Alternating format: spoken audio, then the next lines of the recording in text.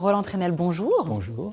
Vous êtes auteur, compositeur, interprète. Oui. Quel texte avez-vous choisi pour nous aujourd'hui? Alors j'ai choisi 1 Corinthiens 10, 31. Soit donc que vous mangiez, soit que vous buviez, soit que vous fassiez quelque autre chose, faites tout pour la gloire de Dieu. Alors dans quel contexte a été écrit ce passage? Alors l'apôtre Paul écrit aux Corinthiens parce qu'il avait appris qu'il y avait des divisions dans l'Église, qu'il y avait des problèmes de discorde, d'idolâtrie.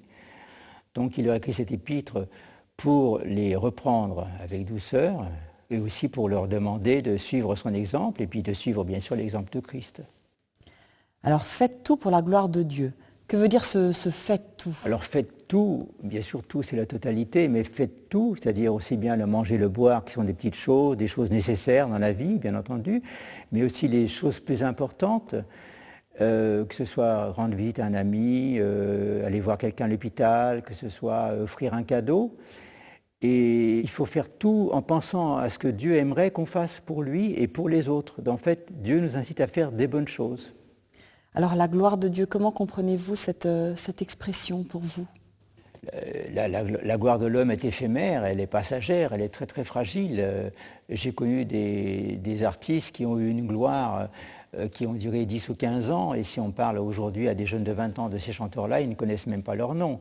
Alors que la gloire de Dieu, elle est éternelle, elle dure, elle demeure, elle est là. La gloire de Dieu, c'est la manifestation de Dieu dans la création, qu'on peut voir dans la nature, dans la mer, la forêt, la montagne, la campagne. Et c'est aussi, la gloire de Dieu se manifeste au travers d'une personne, notamment quelqu'un qui a un don particulier en musique, Beethoven, en peinture, Van Gogh.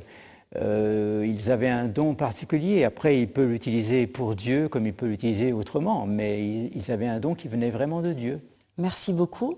On dit parfois que chanter, c'est également prier. C'est vrai. Alors, on va vous écouter nous chanter quelque chose au piano. Avec plaisir.